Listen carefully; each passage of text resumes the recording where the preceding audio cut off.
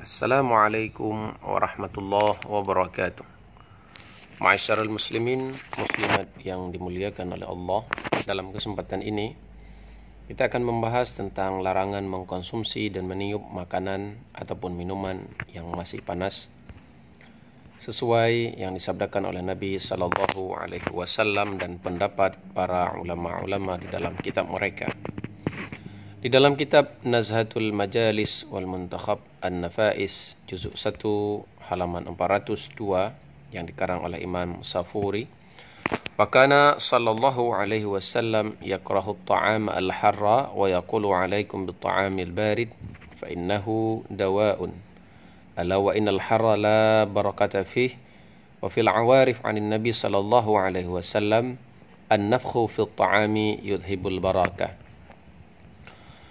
Di dalam kitab Nazhatul Majalis disebutkan bahwa sesungguhnya adalah Nabi sallallahu alaihi wasallam beliau membenci makanan panas dan beliau bersabda, makanlah makanan yang dingin karena ia obat, dan ingatlah sesungguhnya yang panas tidak ada keberkahan di dalamnya.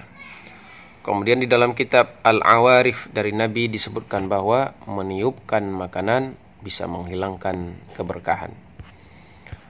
Demikian juga kita bisa melihat di dalam kitab Faidul Qadir juzuk 6 halaman 420, naha 'anil nafkhi fi at-ta'ami li'annahu yu'adhdhinu bil 'ujlah wa shiddatal syarri wa qillatas sabri wa fi syarab lima dzukira li istirakihima fil 'ilah al-madhkurah. Maknanya, Nabi melarang meniup makanan karena menandakan sifat tergesa-gesa, sangat rakus, kurang sabar. Begitu juga dengan meniup makanan.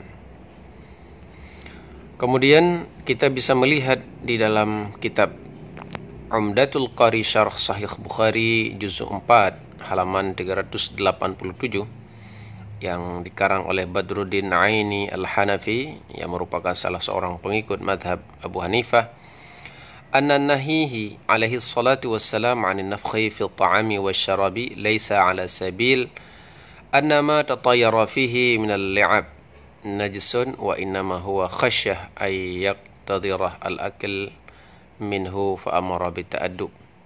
Maknanya, sesungguhnya larangan Nabi alaihi salatu wassalam meniup makanan dan minuman bukan berarti menunjukkan semburan yang keluar dari air ludah itu najis, tetapi dikhawatirkan berakibat jijiknya orang yang makan, maka diperintahkan beretika di dalamnya. Wallahu a'lam bissawab. Semoga penjelasan ini bisa berfaedah bagi kita semua. Hadanallah wa iyyakum ajma'in. Assalamualaikum warahmatullahi wabarakatuh.